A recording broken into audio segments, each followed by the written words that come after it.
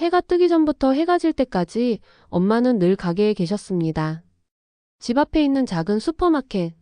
매일같이 문을 열고 계산대에 앉아 손님을 맞고 짐을 들고 청소를 하셨습니다. 365일 중 하루도 쉬지 않았고 명절에도 어김없이 일을 하셨지요. 방학이 되면 우리도 당연히 엄마를 도왔습니다. 언니는 계산대를 받고 저는 수박이나 라면 박스를 나르며 엄마 곁을 맴돌았습니다. 가게 안 작은 부엌에서는 늘 된장국 냄새가 피어올랐고 김치찌개의 보글보글 소리가 들렸습니다. 엄마는 그 바쁜 와중에도 우리 밥을 챙기셨습니다. 손님이 오면 냄비에 숟가락을 꽂아두고 급히 계산대로 나가셨고 다시 돌아와 국물을 한 번 더 끓이셨습니다. 그 모든 모습이 당시에는 너무도 당연해 보였습니다. 저는 그냥 엄마는 원래 그런 사람인 줄 알았습니다. 늘 가게에 있고 부엌에 있고 땀을 닦고 손등에 생긴 상처를 무심히 붙이고는 웃는 사람. 어린 저에게 엄마는 슈퍼우먼처럼 느껴졌지만 동시에 너무 익숙해서 감사할 줄 몰랐습니다. 어느 날은 친구들이랑 놀다가 늦게 들어왔는데 엄마는 저를 혼내기보단 다친 무릎에 약부터 발라주셨습니다. 그러고는 말씀하셨습니다. 많이 놀았으면 많이 먹어야지. 그때 차려진 밥상 위에는 김이 모락모락 나는 밥과 계란찜이 놓여 있었고 엄마는 젓가락도 들지 않은 채 저를 바라보며 웃고 계셨습니다. 저는 그런 엄마를 오래도록 기억하지 못했습니다. 너무 익숙했던 풍경, 너무 당연했던 존재. 그래서 오히려 그 따뜻함이 얼마나 귀한 것이었는지를 아주 나중이 되어서야 깨닫게 되었습니다. 중학교 2학년 여름방학 엄마가 처음으로 가게 문을 닫았습니다. 새벽마다 일어나 가게 문을 열고 밤까지 계산기를 두드리던 엄마가 하루를 온전히 비운다는 건 상상도 못할 일이었습니다. 짐을 싸던 날 저는 설레서 밤잠을 설쳤고 엄마는 낡은 아이스박스에 김밥과 수박을 정성껏 담았습니다. 바닷가는 찬란했습니다. 반짝이는 모래, 짭조름한 바람 그리고 파도 소리. 저는 정신없이 물속에 뛰어들었고 언니와 함께 모래성을 쌓으며 깔깔 웃었습니다. 그런데 어느 순간 엄마가 보이지 않았습니다. 잠깐이면 될 거라 생각했는데 한참을 찾아도 그 모습은 보이지 않았습니다. 저는 불안한 마음으로 텐트 쪽으로 달려갔습니다. 그리고 거기서 엄마를 발견했습니다. 고모들의 점심을 준비하며 가스버너 앞에서 혼자 밥을 짓고 있는 엄마의 뒷모습. 바닷바람을 맞으며 부엌대기처럼 분주히 움직이던 엄마는 등줄기에 땀이 줄줄 흘러내리고 있었습니다. 그 순간 제 눈에 도끼가 일었습니다. 왜 엄마만 일하느냐고 고모들은 뭐하냐고 여기에 일하러 왔냐고. 그렇게 말하며 저는 엄마에게 소리를 질렀습니다. 엄마는 당황한 얼굴로 제 손을 잡으며 말했습니다. 소리 좀 작게 하라고. 고모들이 다 들으시겠다고요. 그 말을 듣자 오히려 저는 더 화가 났습니다. 그때 큰고모가 다가와 저를 따로 불렀습니다. 엄마가 집안 서열상 제일 막내니까 당연히 부엌 일을 하는 거라고 말이죠. 저는 참지 못하고 큰고모에게 따졌습니다. 제게는 엄마가 가장 소중한 사람이라며 그런 소리 다시는 하지 말아달라고요. 앞으로도 이럴 거면 다신 함께 여행 가지 않겠다고 선언했습니다. 엄마만 부려먹는 그런 여행은 더 이상 하고 싶지 않다고 말이죠. 그러자 큰고모는 허 웃으시며 엄마에게 말했습니다. 딸 한 번 잘 키웠다고. 비아냥이 섞인 말이었지만 저는 개의치 않았습니다. 제 마음은 단 하나뿐이었습니다. 엄마의 손이 더는 뜨거운 불 앞에 있지 않기를, 엄마가 진짜로 쉬는 날이 오기를.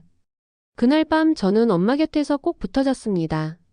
아직 바닷물 냄새가 배인 수건이 머리맡에 걸려 있었고 엄마는 조용히 제 머리를 쓰다듬으며 잠자리에 들었습니다.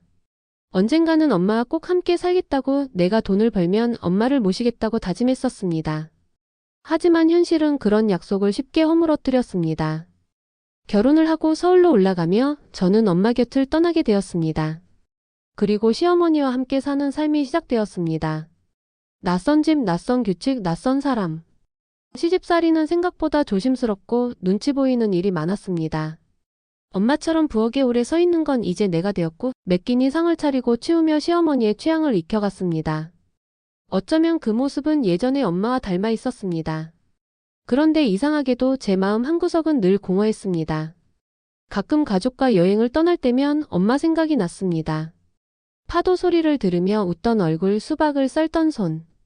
그런 순간마다 저는 마음속으로 울었습니다. 바쁘다는 이유로 멀리 산다는 이유로 이제는 시어머니 눈치가 보여 엄마와 함께하는 시간을 만들지 못한 제 자신이 미웠습니다. 해외여행을 가게 된 날 공항 대기실에서 문득 울음이 터졌습니다. 남편이 깜짝 놀라 묻자 저는 말했습니다. 엄마가 생각난다고요. 그 모습을 본 남편은 며칠 뒤 조심스럽게 제 손에 비행기 티켓을 건넸습니다. 엄마와 단둘이 다녀오라고요. 마음껏 웃고 마음껏 사진 찍고 엄마 손 꼭 잡고 다녀오라고 말했습니다. 그날 밤 저는 티켓을 품에 안고 오래도록 울었습니다.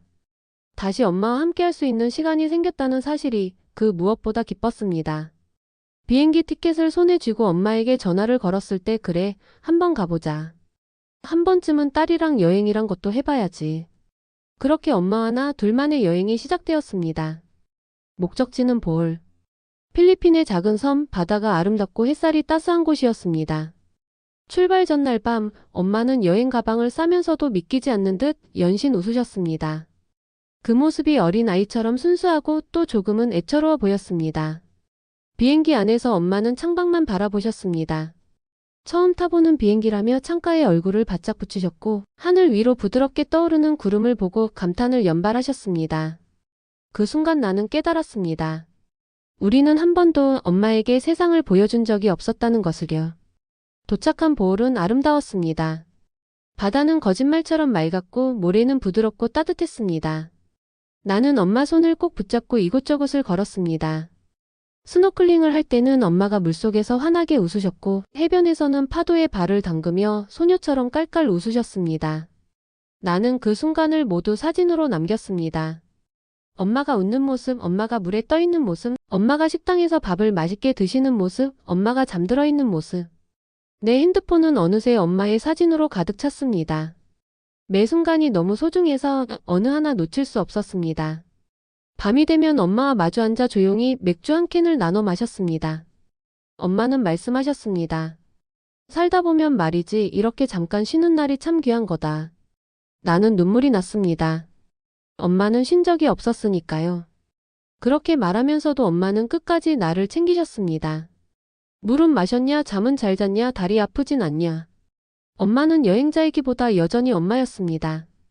여행 마지막 날 해질녘 해변에서 엄마와 사진을 찍었습니다.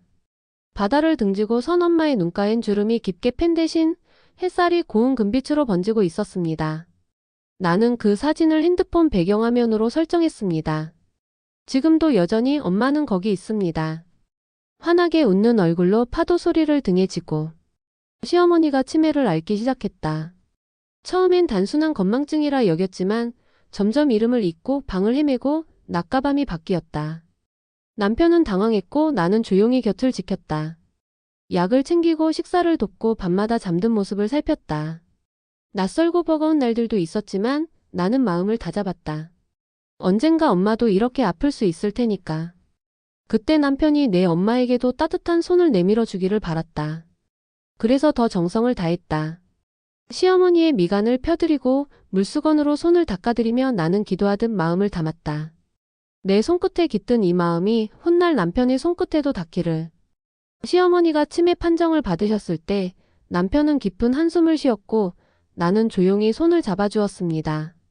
어느 날부터인가 반복되는 말, 텅 빈 눈빛, 그리고 갑자기 사라지는 이름들. 그 모든 것이 낯설고 두려웠지만 나는 자연스레 간병을 시작했습니다. 약을 챙기고 식사를 도왔습니다. 목욕을 시키고 밤마다 잠드는 것을 지켜보았습니다.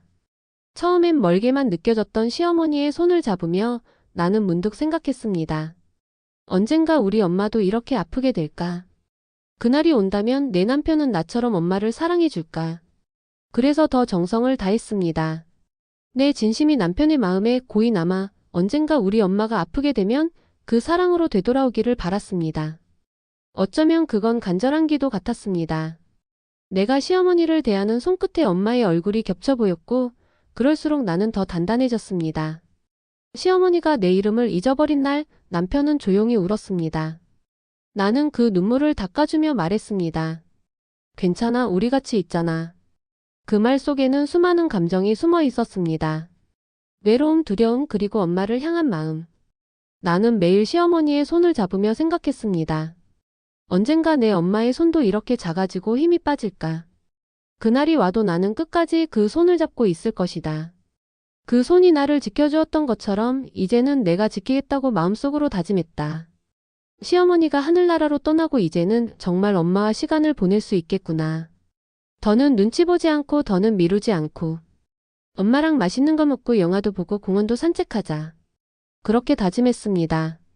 그런데 그 다짐은 너무도 허무하게 무너졌습니다. 엄마가 넘어졌다는 연락을 받은 건 어느 봄날 오후였습니다.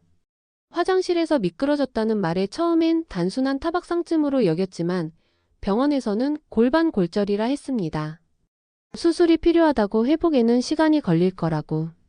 엄마는 수술을 견뎠지만 그 후로는 매일매일 무너져갔습니다. 재활이 잘 되지 않았고 식사도 줄었고 말을 하는 횟수도 줄어들었습니다. 그러던 어느 날 고열이 시작됐습니다. 뇌수막염, 결핵, 폐렴, 폐결핵. 진단명은 자꾸 바뀌었고 엄마의 몸은 점점 작아졌습니다. 중환자실로 옮기겠습니다. 의사의 말에 나는 다리에 힘이 풀렸습니다. 그 차가운 문을 바라보며 내 안의 시간도 멈추는 것 같았습니다.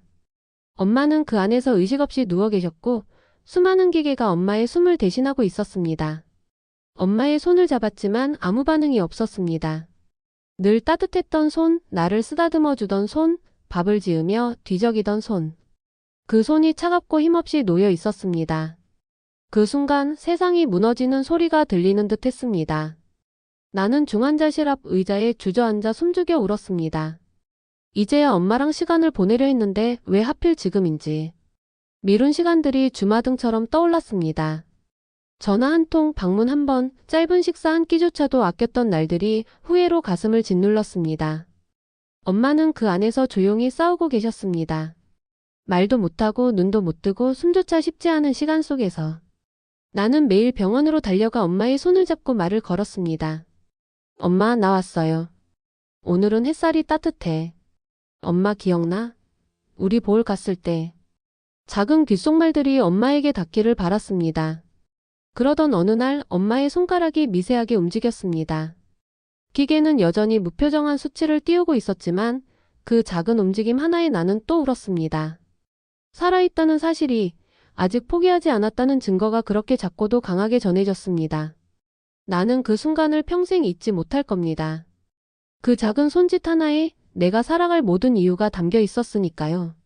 의사는 조심스레 말했습니다. 심정지 가능성이 있습니다. 가슴이 철렁 내려앉았습니다. 머리가 멍해지고 귀가 먹먹해졌습니다. 그날 이후 저는 엄마 곁을 지키며 그저 기도했습니다.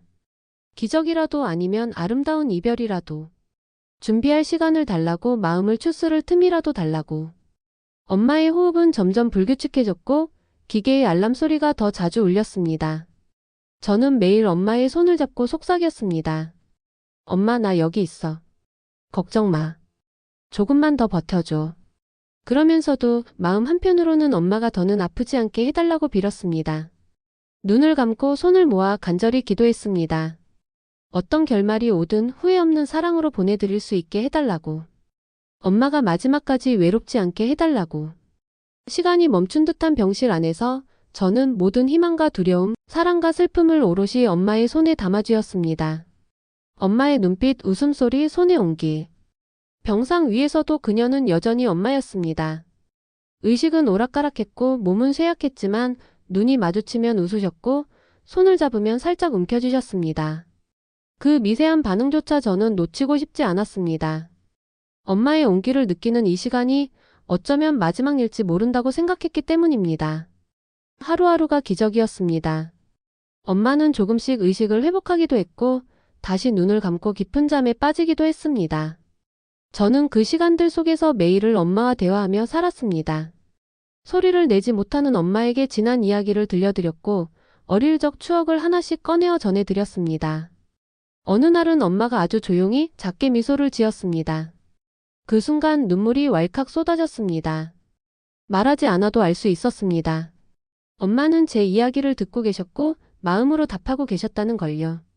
저는 이제 압니다. 엄마는 늘 부엌에 있었던 게 아니라 우리 마음 깊은 곳에 계셨다는 것을요.